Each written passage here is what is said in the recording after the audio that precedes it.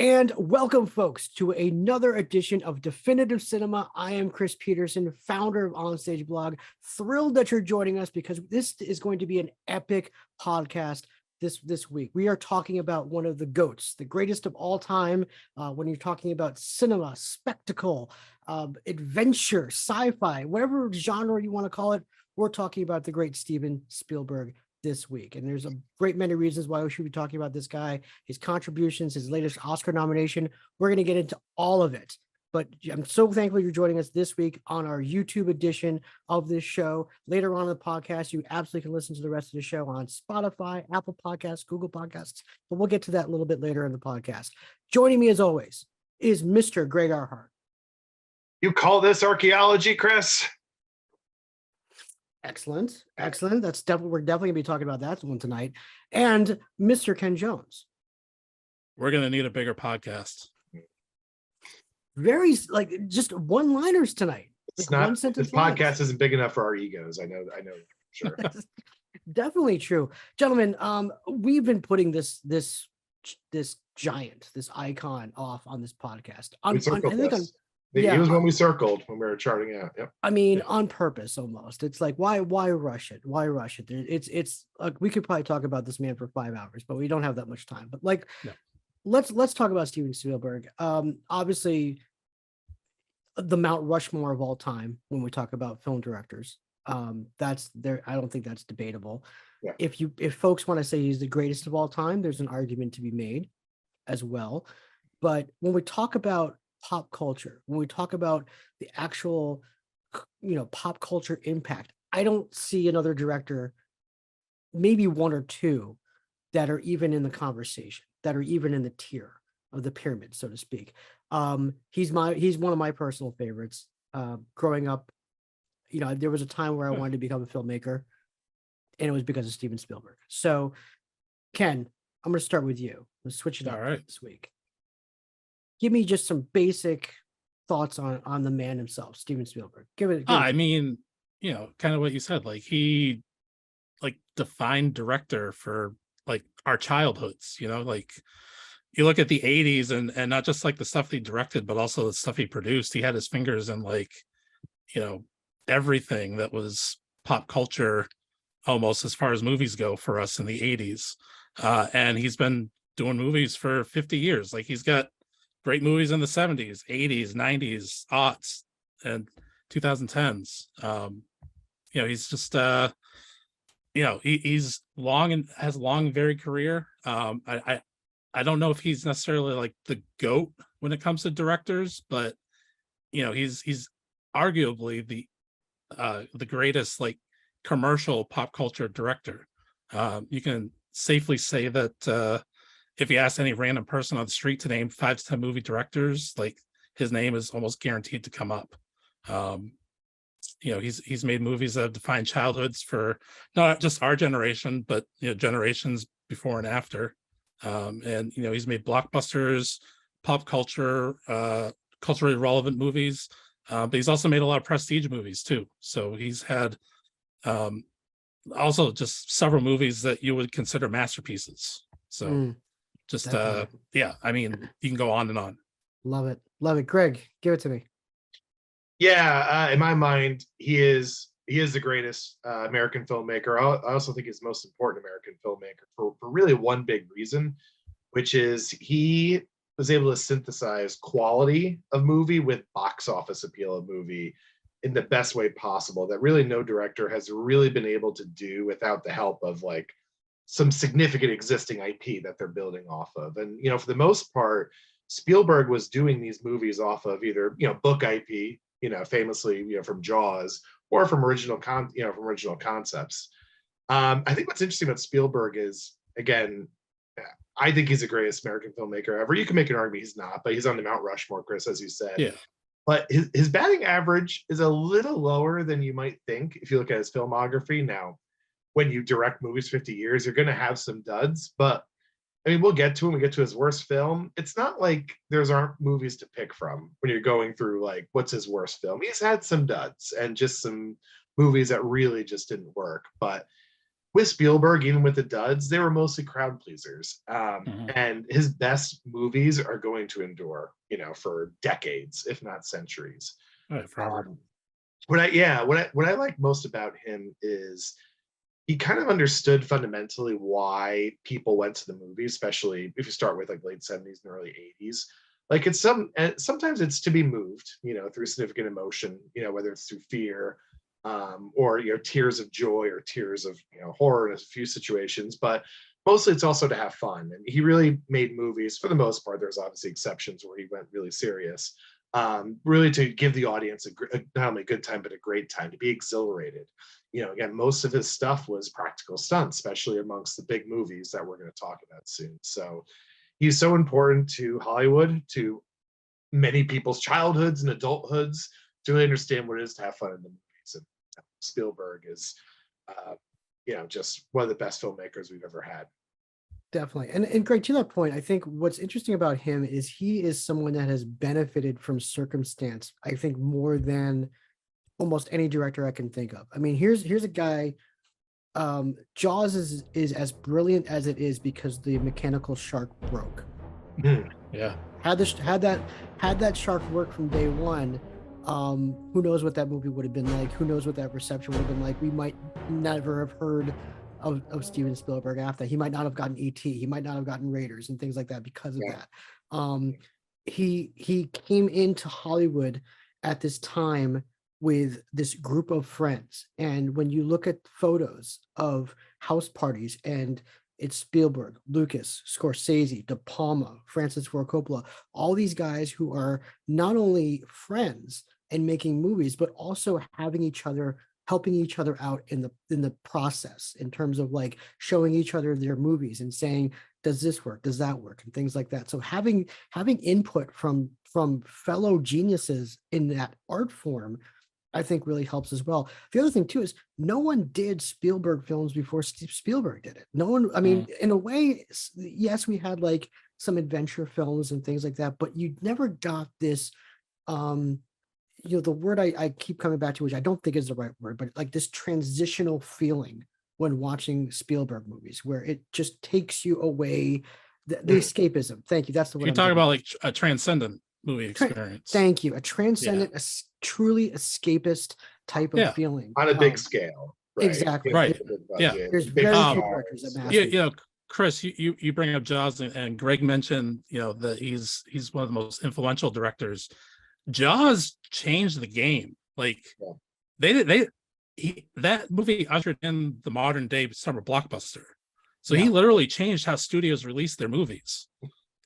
So like he's definitely one of the most influential, if not the most influential director of all time. And I think what's interesting, and Greg, I don't want to cut you off, but I think what's interesting too is as his power grew, as his influence grew over Hollywood, I think to your point about the duds, is that he became powerful enough to basically say, I'm going to direct this movie for this singular reason, whether it's a love letter to my wife, whether it's something for my kids, whether it's something for my parents now and stuff like that. And I think, interestingly enough, that's where a lot of his duds happen, when he makes these personal films for his very personal reasons. What's interesting, let me ask you both this. When it comes to genres of film, if you hear that Spielberg, do you trust Spielberg implicitly with certain genres? And are there certain genres that he's delved into where you're like, I don't know if that's your lane, fella, but what do you think? I wouldn't say I trust him implicitly, but I mean, I think there's more often than not, like the odds are going to be in your favor that he's going to give you a worthwhile product, regardless of genre. I trust him actually when he's stepping out of his comfort zone, like West Side Story. Like I knew he was going to make an interesting musical. It turned out he made a great classical musical plus some, with that. But if it's like movies like the BFG, where that's like really right in his wheelhouse, I don't really trust him anymore, because movies like the BFG belonged like in the 80s and 90s. Like they don't really. It's almost like he's going over like territory, like too familiar territory with that stuff. Like even like he's been around making movies like that so long that he made Ready Player One, which is like a movie and a book that references all kinds of Spielbergian movies and everything from the pop culture. So it's kind of come around full circle in a weird way. Yeah. Something that we always talk about is these event level directors or event level actors, where like a Nolan or a Jordan Peele or a Quentin Tarantino. You know, I feel Spielberg, certainly his movies are landmarks. It's obviously well talked about, like, you know, press releases and stuff like that. But I feel like he's done so many movies so frequently that he's removed himself almost from that event level status.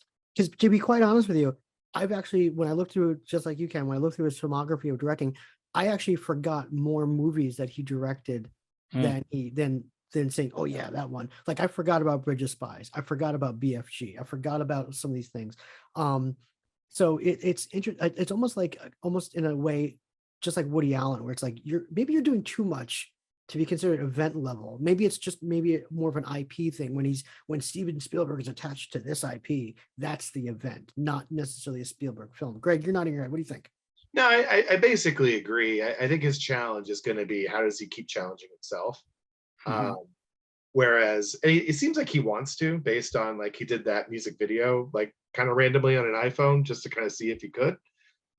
So I'm just curious, especially after The Fabelmans, you know, which was his personal, you know, passion project, which is also in his comfort zone, but also is a little bit, that story hadn't, I mean, obviously no one had told the story about himself, semi-autobiographical, but that was a bit of a unique take on that kind of story that he did.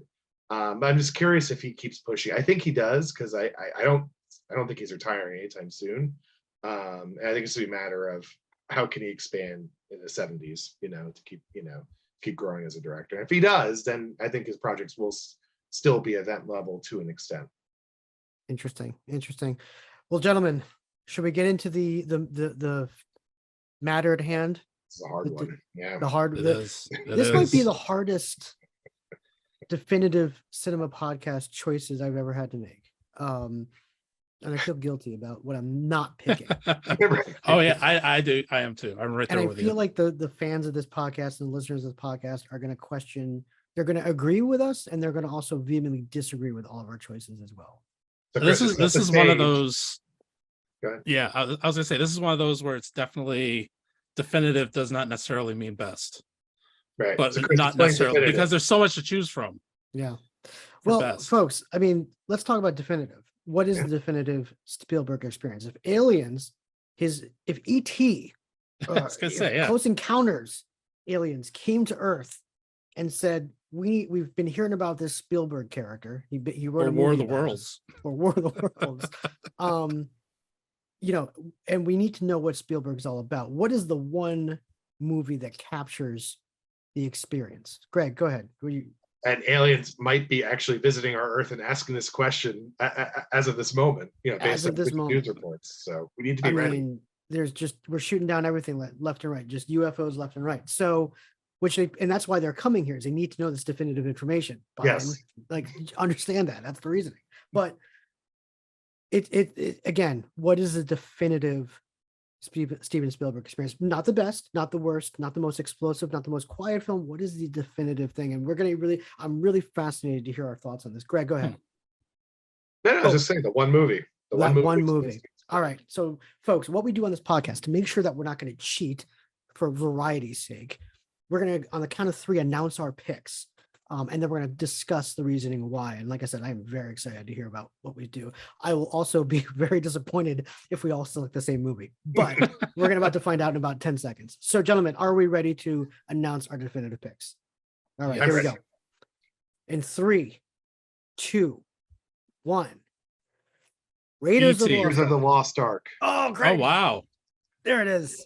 So Chris, you did the same? I did the same. Ken? Raiders. I said E.T. You said E.T. Oh, okay. Yeah. Okay. All right. Well, Ken, I'm going to save you last since you were the outlier. Greg, go ahead, my friend. Yeah, I think Raiders best represents Spielberg's sort of love of adventure movie, and again, the fun, exhilarating movie. I mean, he has a passion he always did. That's why he made Raiders of the Lost Ark, for those types of movies that were done in the old days. I think it just kind of best represents the type of movie that he loves to do the most. Like that's really his true passion, is sort of making fun, family friendly action adventure picks. As good as he is at other types of movies, as we'll get to, especially when you get Jaws, Jurassic Park, all that. This really represents sort of his old time fashion sense of filmmaking, as well as a little bit, to be frank, a little bit of corniness, but like a fun corniness to it. Not really in terms of the action, but just in terms of the one-liners and some of the gags that go in through all the different movies and the stunts and everything like that. I mean, that's where his real talents in filmmaking come in, is expertly weaving and editing all those different lines and stunts together into, a straightforward but entertaining as heck good versus evil, landscape, which of course has a happy ending to it. So I'll leave the rest of the thoughts to you, Chris. I mean, that to me is part one of why I chose it as well. I mean, I mentioned before that transcendent escapist feeling.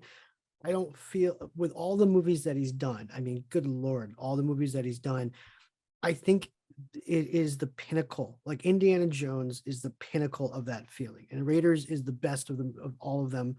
I feel in that it is an adventure film. And when we talk about like the elements that he puts in a lot of his films, they're never better. I mean, the John Williams score, in that regards, just that's the sweeping epicness of when he's traveling and you see the plane lines and all these things.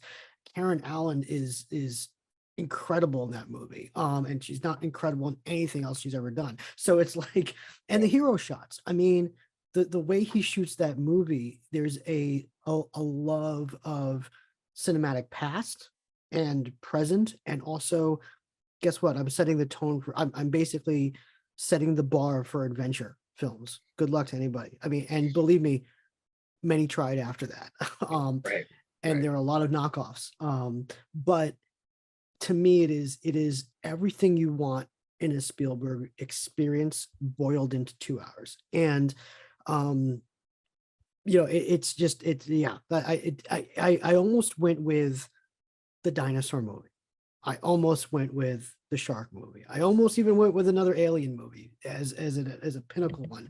But why aren't you calling them by their real names? Why are you? We're gonna talk like about. I don't want to. terms? I'm going to talk about them down the road. But also here's the thing. I can say he did a dinosaur movie, and people are gonna know exactly what I'm talking about. So like that's how iconic this man is. But anyway, Lost World. I almost picked a World War II movie. So it's just like there's a lot of things there. But yeah, he just to me that's the definitive experience. You get everything you want out of a Spielberg film in 2 hours. But Ken, strong pick by you as well. I love Raiders of the Lost Ark. I actually love it more than E.T. But for me, I was really tempted to go with Jaws. Like I said, he's made several masterpieces, so you can go in a couple different directions. But E.T. is, I mean, his company, Amblin Entertainment. What's the logo? It's the kids on the bikes flying across the moon, in front of the moon, from E.T. True. His movies are known for a few things. Family is usually pretty prominent in a lot of them.